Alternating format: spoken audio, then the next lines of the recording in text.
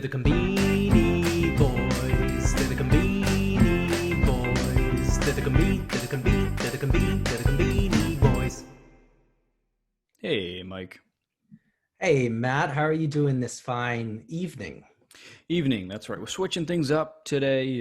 It's evening here in Cambridge, morning over there in Kanazawa. Doing okay in my Hoshinoya pajamas Wow, with elite pajamas. an anniversary gift with a glass of wine. Yeah, so I'm sort of living the Wall Street Journal life over here a little bit. Sorry about that. How are things over with you?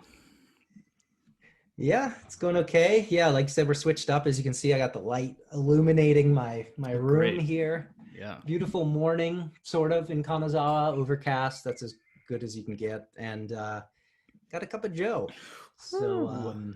Nice. yeah, we'll see how things go here with the flipperoo. But yeah, I'm just pretty excited. It's been a really busy week in terms of Konbini stuff. We got a lot on the plate today. So you want to just jump right in?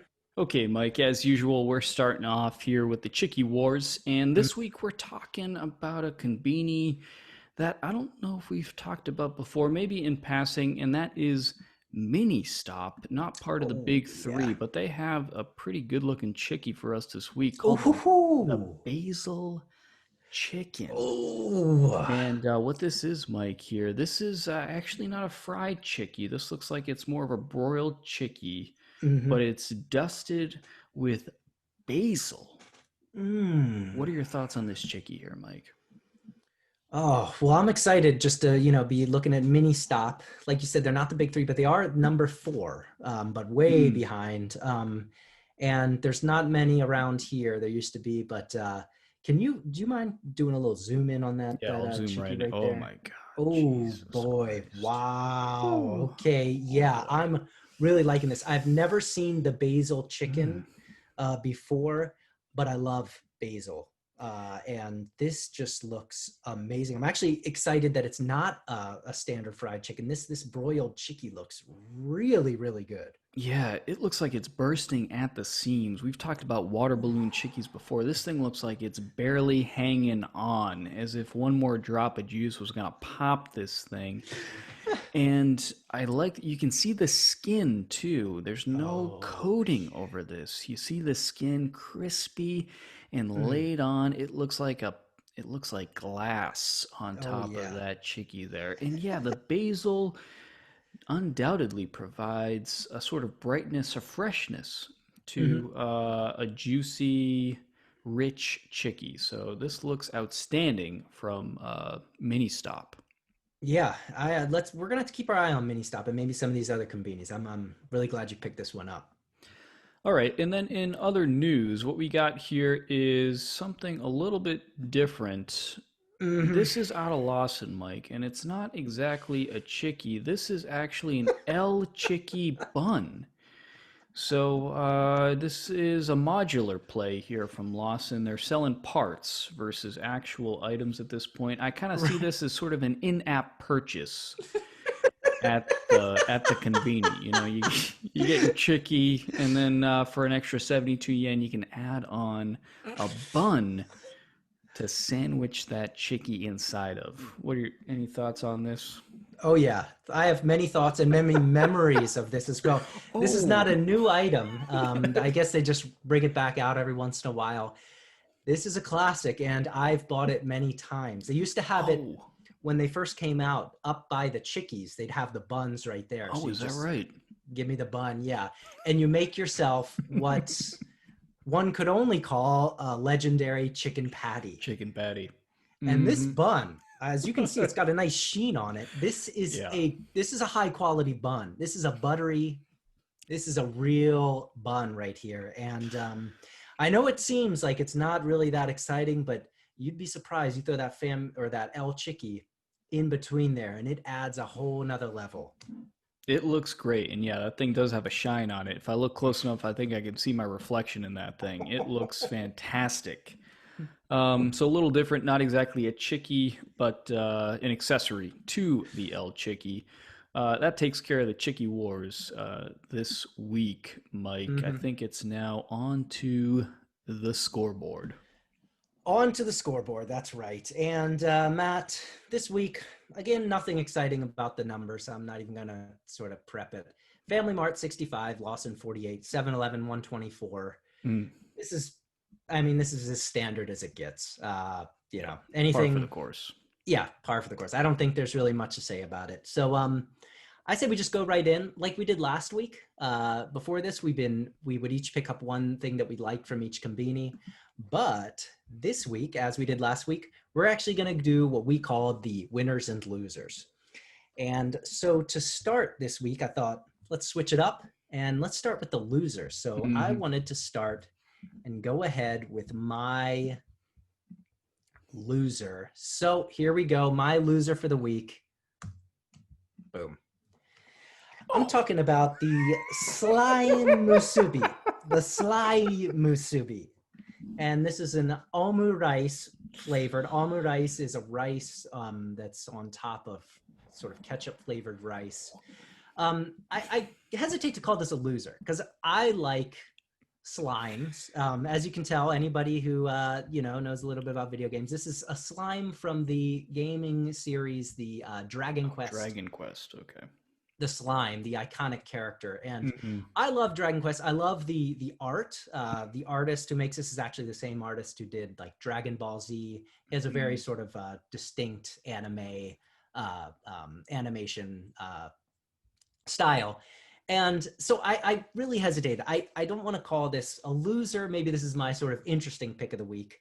Mm. Um, so it's omu rice flavored. I'm usually not a big fan of the omu rice flavored onigiris, and it doesn't look like it has any sort of wrapper on it. I'm not exactly Mm. sure. No Mm. nori, so it looks like maybe it's just a Mm. straight up, ball of the sort of Mhm. ketchup flavored rice. Mhm. The packaging is beautiful. I love it. It's cute, and you definitely want to buy it. But I think in terms of, if they're gonna collab, if they're gonna do the slime, I'd like for Mhm. them to do something more exciting with Mm. that property. So yeah, I think that's why I called it out as my. Oh, and sorry, this is from Lawson, my loser of the week.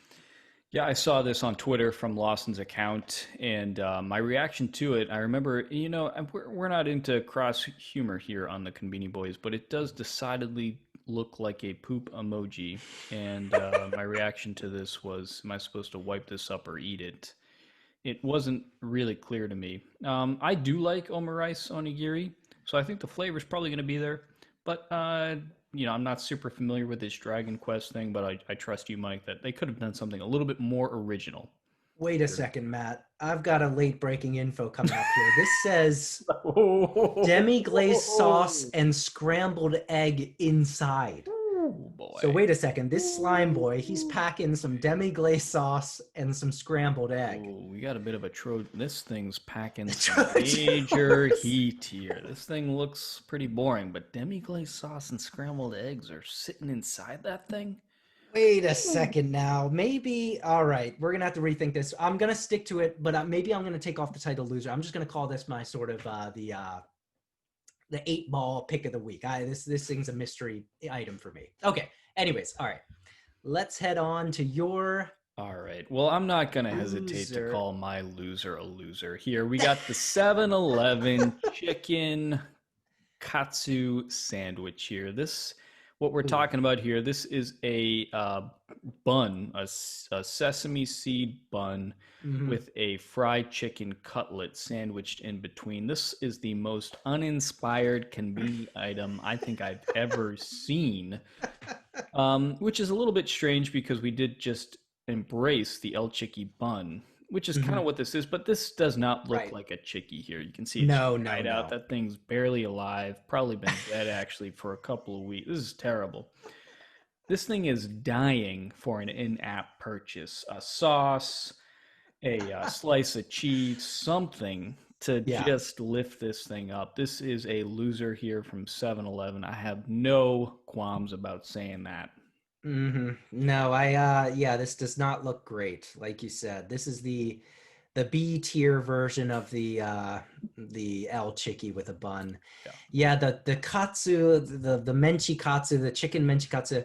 As you can see, that it, you know, it's kind of, look at this chicken. I mean, it's kind of airy. You know, the Yeah, it looks bun. like I'm sure it's it's not. got bullet holes in it. What happened? I'm sure it's not great. You know, and yeah, like you said, just uninspired. Just nothing really interesting about this one.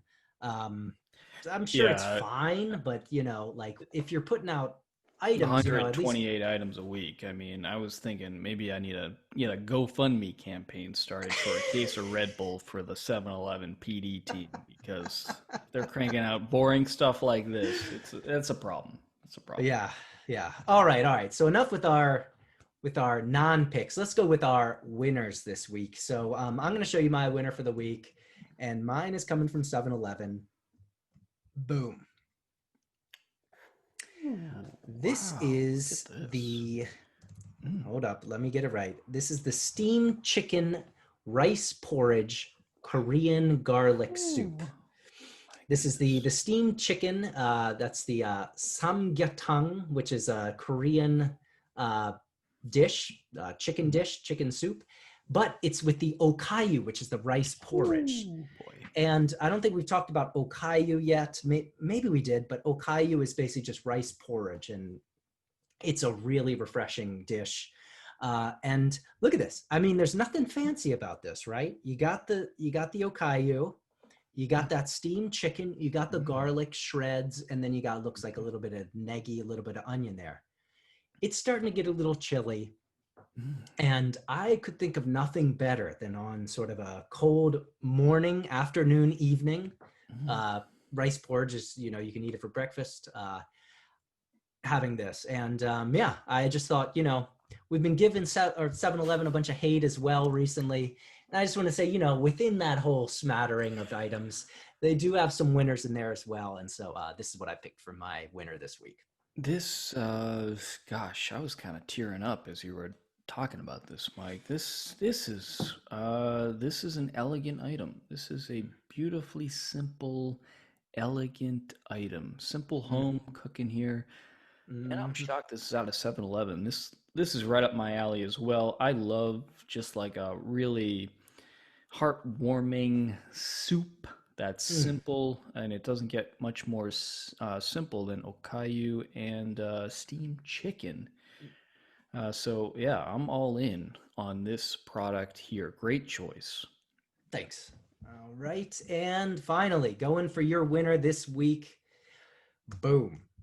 Oh boy. So what we got here, this is out of Family Mart. This is the garlic pepper chicken cartilage.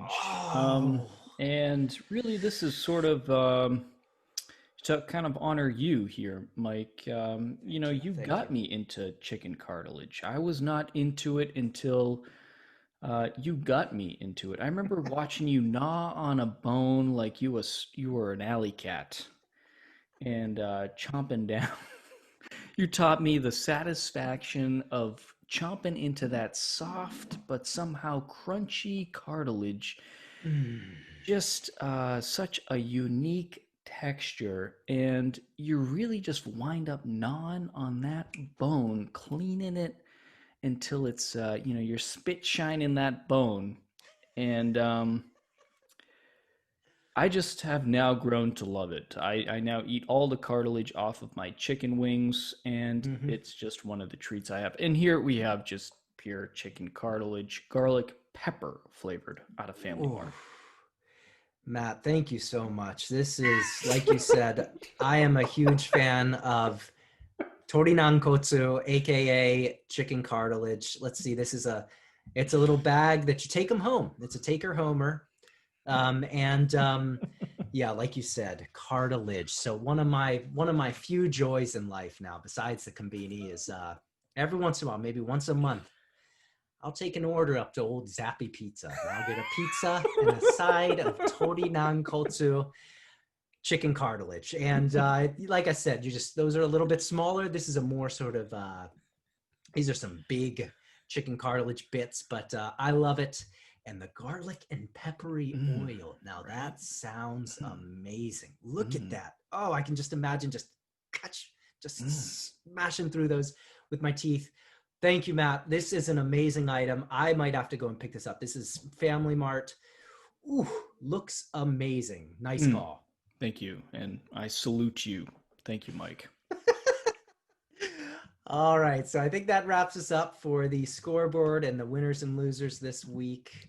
I think that next, Matt, we're going to be heading into our lead story, right? That's right, Mike. We're going into our lead story, and this is a follow-up from the last 2 weeks. We've been looking at the Christmas menus out of each of the big three. So last week we looked at Lawson. The previous week we looked at 7-Eleven. Today we're looking at Family Mart. They were a little late to the game releasing their menu. Finally, it came out last week, and we took a deep dive into it. And we want to share with our listeners exactly what Family Mart's going to be offering up for Christmas this year. So let me just pull up the home page. Now, there are a couple ways to view this. First, as you can see, Mike, you have to remind me, there's a gentleman here with two toddlers pictured as part of the front page of their catalog. He's dressed in a green sweater, hair of a Christmas tree, and holding two golden utensils. Mike, I understand this is a famous gentleman. Who is this character again? This is a very famous gentleman. So like you saw at 7-Eleven, we had the Johnny's boy band that was there. King and Prince. Well, this right here, this is the famous, very famous Shingo Katori. He was previously part of SMAP, which was the... Wow. At the time that it disbanded a couple years ago, which was like a nationwide, this was a day of mourning when SMAP disbanded. So now he's sort of a free agent doing his own thing. But yeah, he was also formerly in a Johnny's boys band as well. But so this is a big, he's a superstar. So it's a big get for Family Mart here. And, a few parts of the menu, we're going to dive into the cakes in a second because that's really what we want to talk about. But before we get to the cake, you got to talk about the Chiki. So all Konbini are offering Chiki. I got to tell you, Mike, this array from Family Mart is blowing me away. They got three kinds of Chiki on their platter. They got the bone-in broiled Chiki. They got the bone-in fried Chiki. And then, of course, they have the Fammy Chiki. No bone, the boneless Fammy Chiki. Mike, I'm going to be honest. If God forbid I ever wind up on death row, but if I ever have a last meal, this is going to be it. I want these Chikis, all three types in that bucket sitting in front of me. I'm just going to chow down and I'll go a happy man. This looks outstanding. Beautiful. Yeah, I love this. This is by far the best chicken array that we've seen so far. The only thing, 3 to 6 people personally, like you're saying, I would want to just handle this by myself. Absolutely. Just boom, boom, boom, boom. Just knock these out. Although it's a hefty, what it looks like. You got 3 of each. I mean, that's 3 of each. It's 9 pieces of big chicken there. Yeah. Yeah. No, beautiful. Best chicken we've seen so far, for sure. Totally. And now let's dive into the party mix. So what Family Mart is using, you can probably hear the clicking there. I apologize for that for our listeners. They have a digital catalog. This thing is like the Gap, their quarterly catalog. This thing's 40 pages here. And they have their party food. Nothing super interesting. Very similar to the other Konbini. They have some salad. They have some sliced meats. The only thing that really stands out to me are 2 things here. They have sushi, which we haven't seen from the other Konbini. They do have a nice array of sushi. And then they have a pizza. And Mike, we were both struck by the price of this pizza. This is 1,000 yen 4-cheese pizza that I believe is 9 inches in diameter. As a person who consistently, feels the pain of buying pizza in Japan, I think you had a positive reaction to this. Oh, yeah. I mean, I think this might be, besides Costco, might be the best bang for your pizza buck in Japan. Normally a 9-inch pizza, that's going to run you about $30. So $10. I mean, this is unbelievable. Like you were saying, one might want to stockpile pizza if possible, because you're not going to be finding a deal like this in many other places. I'm really excited about that. All right, now let's get down to brass tacks here. We got to talk yeah. cake because, Cake. Mike, they have all kinds of cake here. They have the cream strawberry cake, the whipped cream strawberry cake, and that. In fact, they have about 5 kinds of the same exact cake. I don't know how they pulled that off.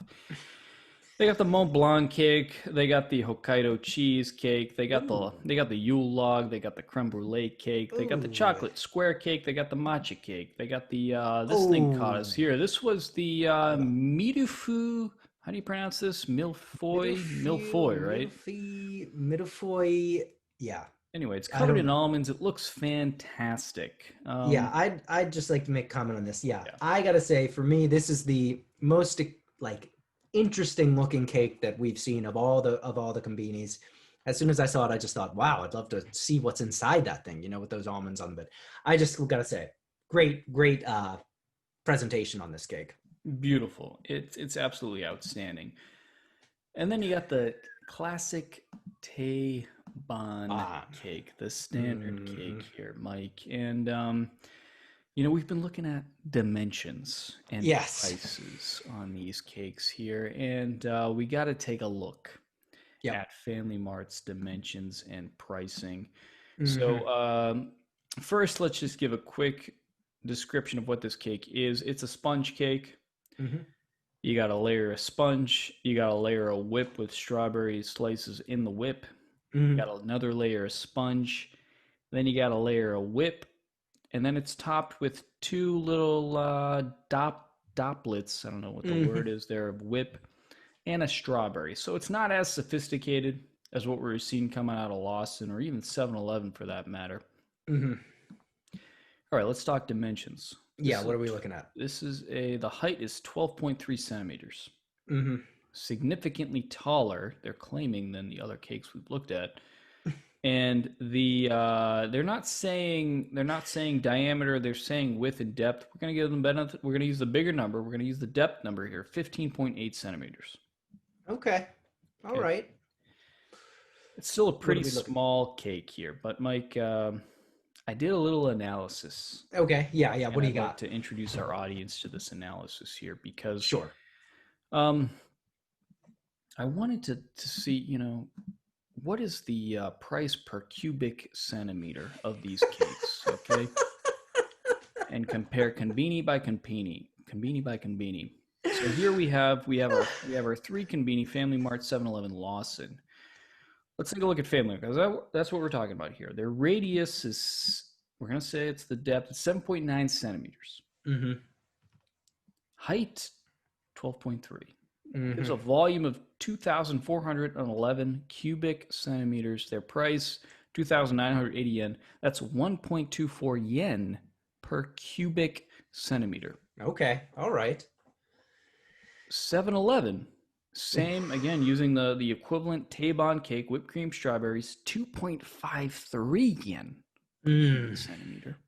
Double. Almost double. Actually, more than double. Yeah. And then Lawson, again, the same cake, 4.24 yen per cubic centimeter. For our U.S. listeners, that translates to, for Family Mart, 20.7 cents per cubic inch. 7-Eleven, I'm sorry, that's yen, 44.6 yen per cubic inch, and Lawson 72 yen per cubic inch. Now my question to you here, Mike, is how many cubic inches do you think you get in a fork full of cake? That's I'd say 2 cubic inches maybe. That's what I would think as well. So if you're eating a Lawson Christmas cake, every bite you take is $1.50. Wow. You're eating $1.50 every bite. Oh my. Well, I gotta say, this analysis, cheap cake, not the premium. I don't even want to run these. I don't want to run the numbers on that. That would just, I think, would break our hearts. I gotta say one thing. First off, amazing analysis. I'm glad that we finally looked this. The only thing I'd like to say, there might be a slight issue with. You see that 7-Eleven? We got a little bit of a. It tapers. It tapers a little bit, so it might be a little bit more. But the question is Lawson 4 times better than Family Mart? It's hard to say. Lawson, no doubt, when it comes to sweets, they are the king and the queen, the king and the prince. They are the champion. So I gotta say, if looking at these cakes, if you were asking me which one I want that Lawson cake. But now that we got the numbers in front of us, I don't know. It remains to be seen. I kind of agree with you here, Mike. I think Lawson, especially, it's got the Uchi Cafe label right on it. That is a stamp of high quality. But at the same time, we're talking about whipped cream, sponge cake, and strawberry. There is zero difference between any of these cakes except the 7-Eleven, as you mentioned, tapers at the top. I am struck by the height of the Family Mart cake. They're claiming this thing is 12.3 centimeters tall. 7-Eleven was 6. Lawson was 5.3. I am skeptical of the height of that cake. It might be one is measuring just the cake. One is including that could. Oh boy. I don't want to. We shouldn't get it. It's too much. We're gonna have to. We'll have to crunch the numbers again. All right. So that's the Christmas action that we had out of Family Mart this week. Yep. So and and so as you know, Christmas is still 2 months away. So you got plenty of time to get in there and get your pre-order in. I don't know how long you have to get in advance. Maybe they're sold out. But if you're in Japan, you want to pre-order, take your time, look things over, and then, put in your pre-order for $100 cake. All right, Matt. Well, finished up our lead story for the week. And this week, I thought that, like last week, we could pull open the mailbag again. The mailbag, just taking a look at some of the interaction that we've had with people online and some of the followers and people that we're following on Twitter, especially. So, Matt, I think that you had a couple things you wanted to pick up this week. Yeah. First, just thanks to everybody interacting with us on Twitter and listening to the podcast. Want to give a quick shout out to Riane on Twitter. She gave a great review of the Family Chiki, 5 out of 5 stars. Even managed to work in that wobble, trademark wobble of the Family Chiki in a video review.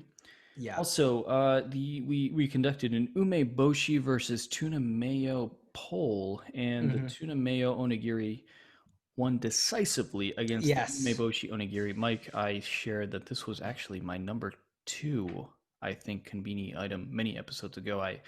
I labeled the umeboshi onigiri the Wade Boggs of Konbini items, legendary item. You don't. Oh yeah.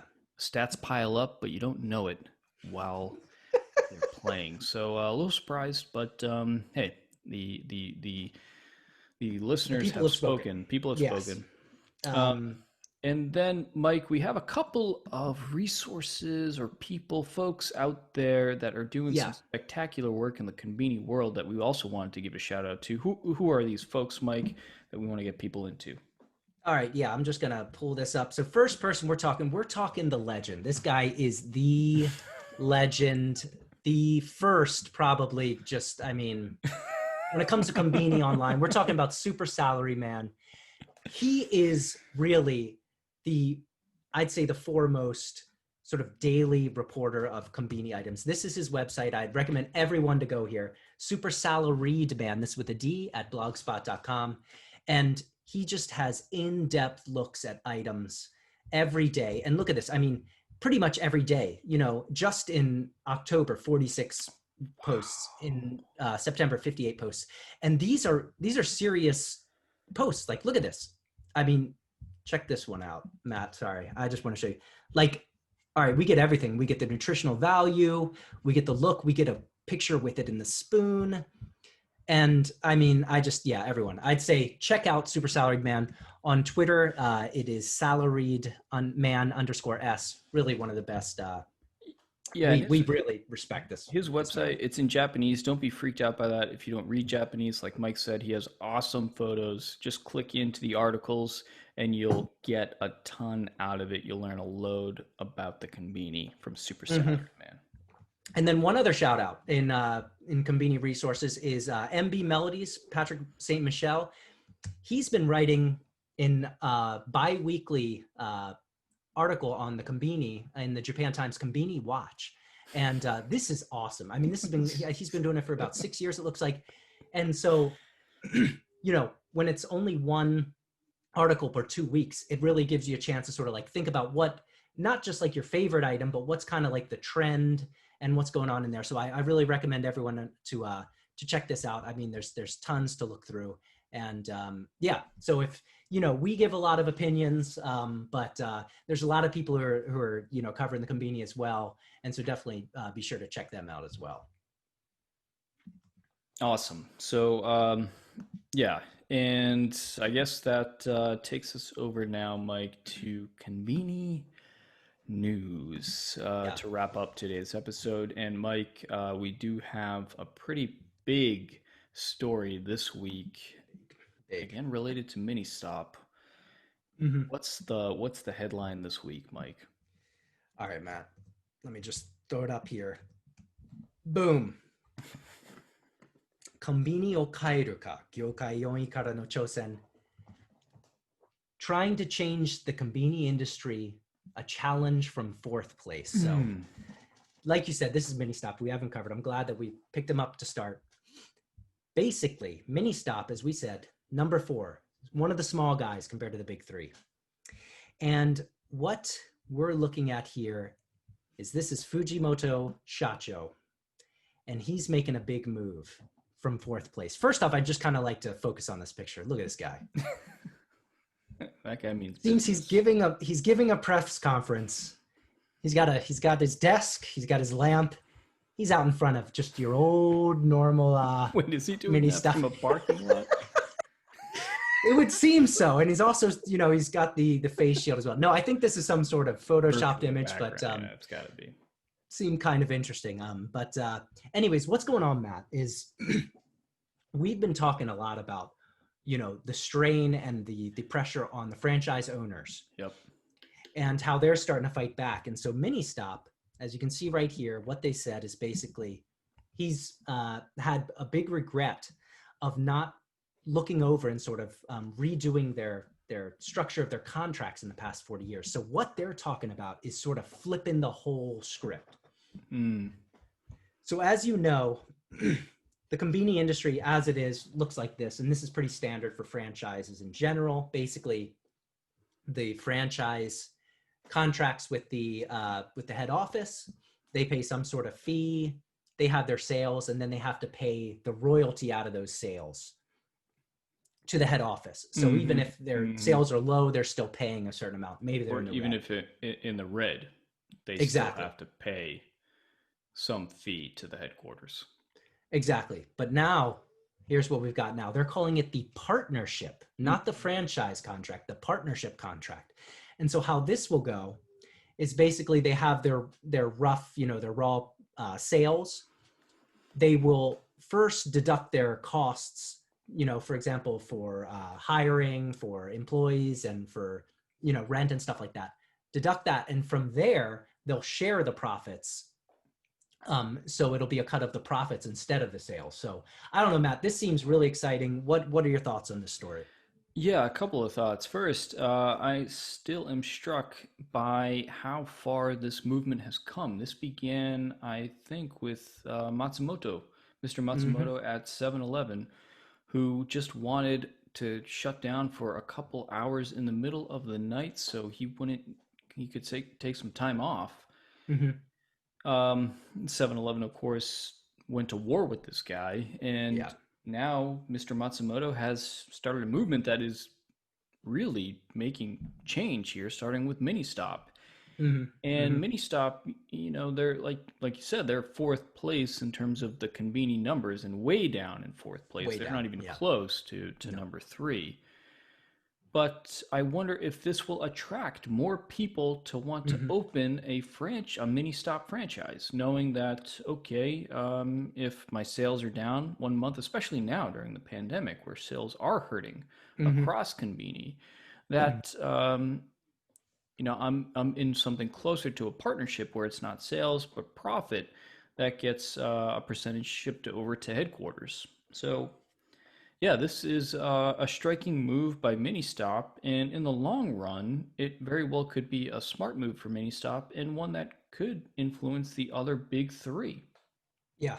No, I agree. I think this is going to have big implications, and if they succeed, I mean, it'll probably change the way things work across the board, I would assume, because yeah, it seems that, if you can sort of share the burden a little bit with the franchises, I mean, who wouldn't want to open a mini stop? So yeah, this is really exciting, and yeah, I just like the idea of a partnership, taking the load off the franchise. And yeah, so we'll have to see. Who knows? Maybe Matsumoto, he'll have something to say about this. Maybe he'll be back in business as a mini stop soon. But yeah, Matt. So that's it for the news this week. All right, Mike. So that wraps up today's episode. Mm-hmm. Thanks for listening, everybody. Thanks for tuning in. If you have something, if you'd like to reach out to us on social media, we are on Twitter, we're on Facebook, we're on Instagram. Please check us out on those platforms. We also post the podcast to YouTube so you can see exactly what we are talking about. So check us out on there. If you like the podcast, please subscribe, give us a review. That helps other people find the podcast. And I guess that wraps it up for this week, Mike. So until next week, I'll see you at the Konbini. See you at the Konbini.